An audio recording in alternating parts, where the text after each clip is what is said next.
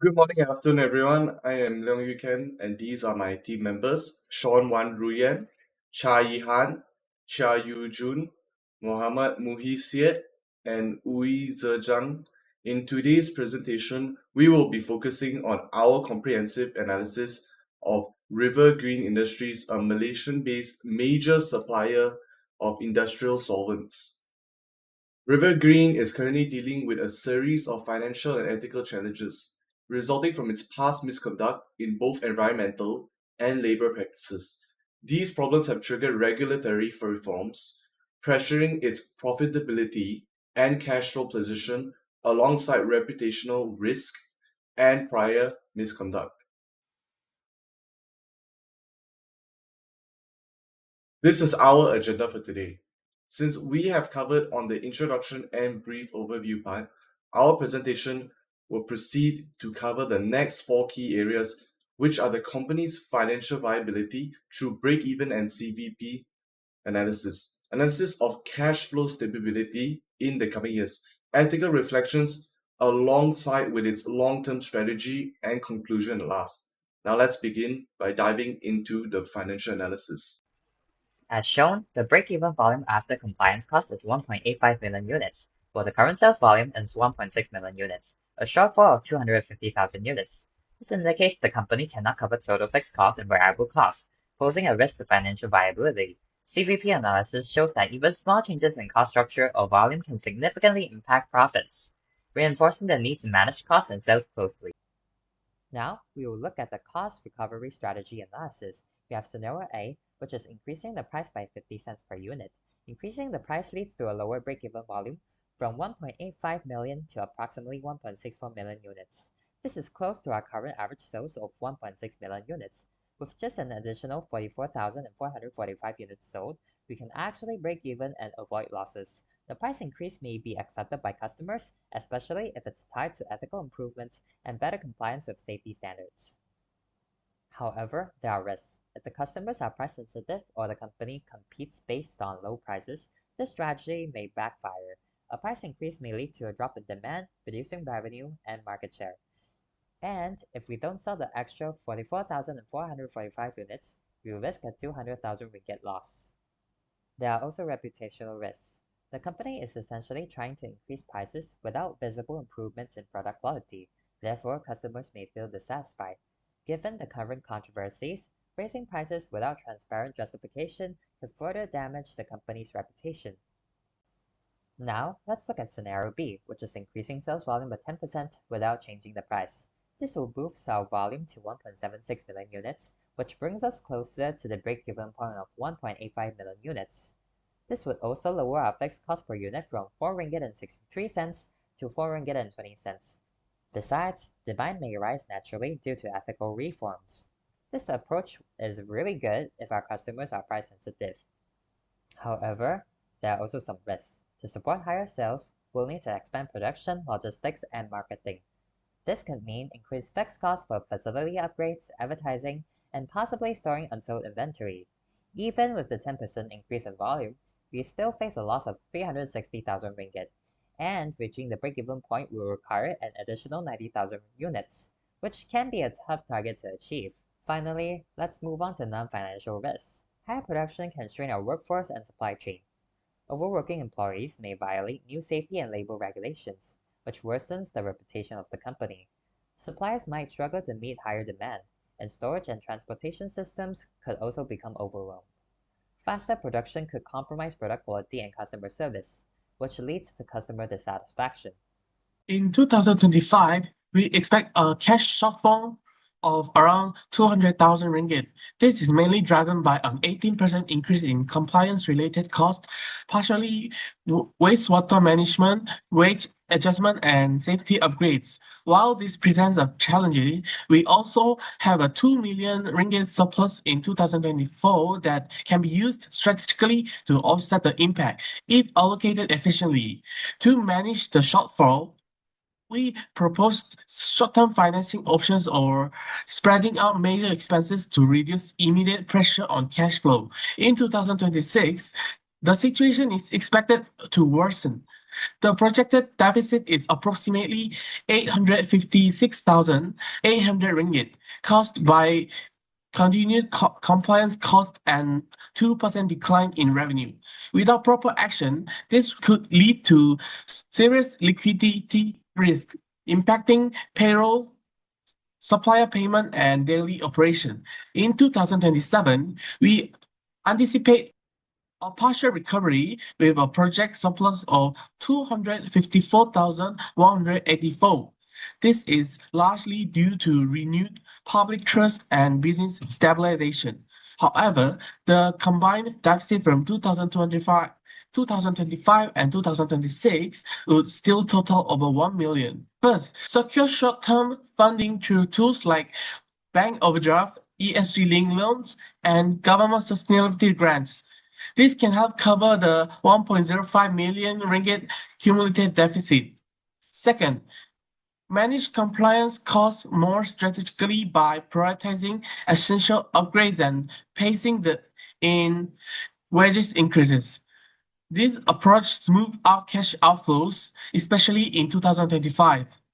Third, we suggest increasing the unit price by 0.5 ringgit in 2026. This has a potential to generate up to 800,000 ringgit in additional revenue while supporting an ethical and transparent brand messages.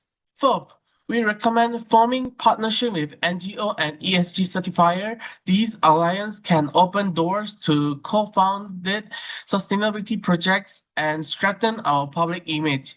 Finally, our overall strategy can be summarized as follows: short-term relief through funding and expense phasing, mid-term recovery via targeting pricing, and long-term sustainability through strategic alliance and ethical positioning.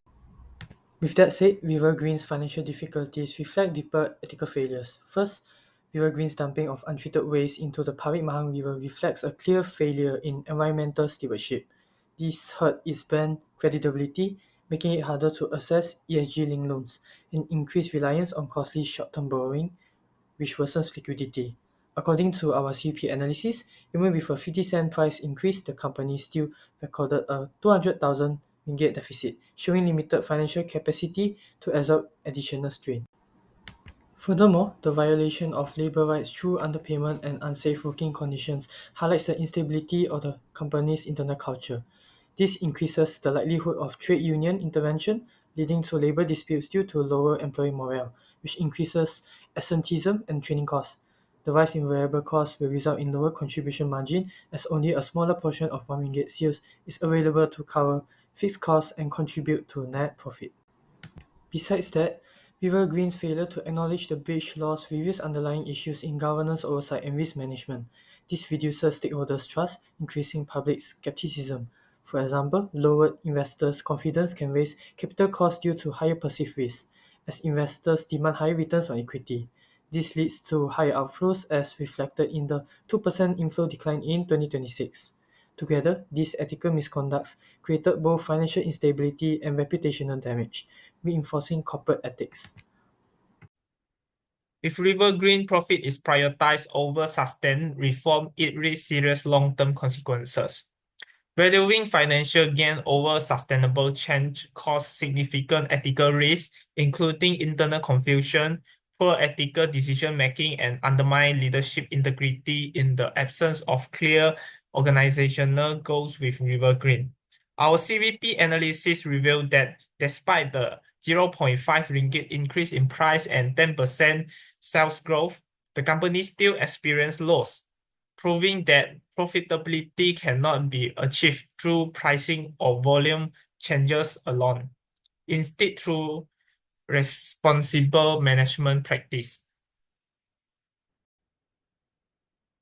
Moreover, neglecting sustainability risk may cause River Green to lose out on its competitive advantages in ESG-driven market. Our cash flow analysis shows a modest surplus of 253 and 176 ringgit in 2027, but it shows a accumulated deflates of over 1 million from 2025 and 2026. This small recovery is completely dependent on sustained ethical reform for now.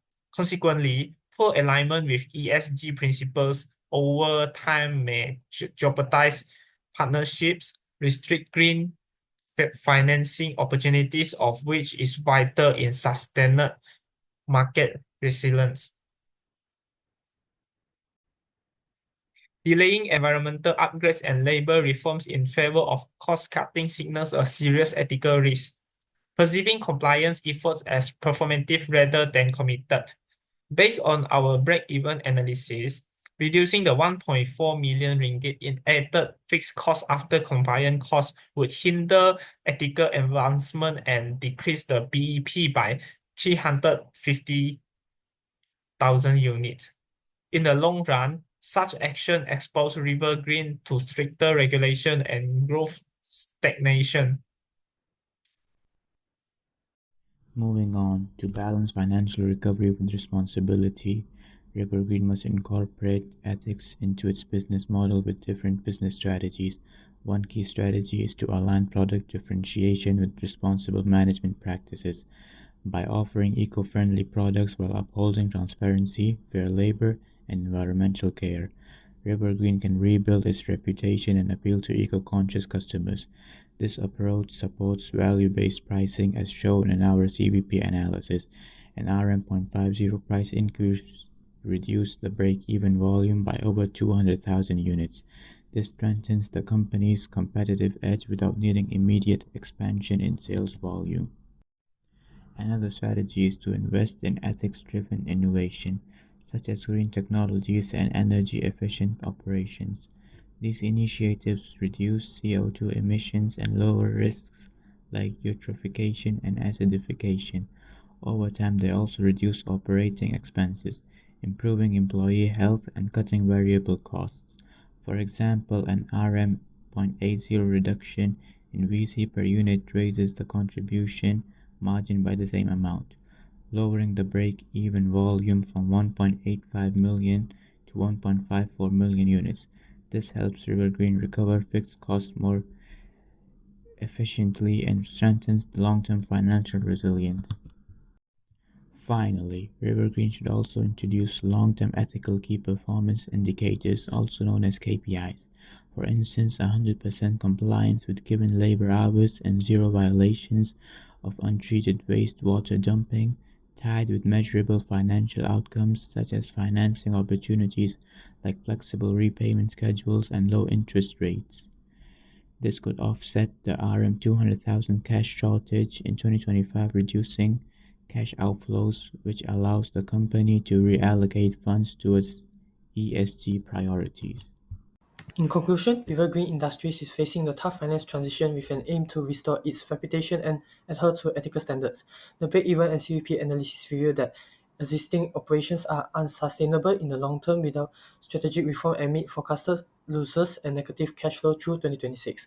Although the surplus in 2027 cash flow budget is an indication of the gain, it remains insufficient to offset the losses of the past, emphasizing the need for financing, phase implementation, revenue corrections, and reputation renewal, which provide the framework to fill in the gaps between the cash flow. Hence, rebuilding trust through stakeholders, ethical governance, and responsible innovation is part of an organization's core competencies. With consistent planning and strong commitment, River Green is able to stabilize its finances and transform into a stronger, purpose-driven organization. We acknowledge the use of ChatGPT for proofreading purposes only. It was used to review grammar and clarity of the information presented in our video only. We used Canva for visual aid purposes only. The overall content and the analysis were developed independently by the team. That concludes our presentation. Thank you very much.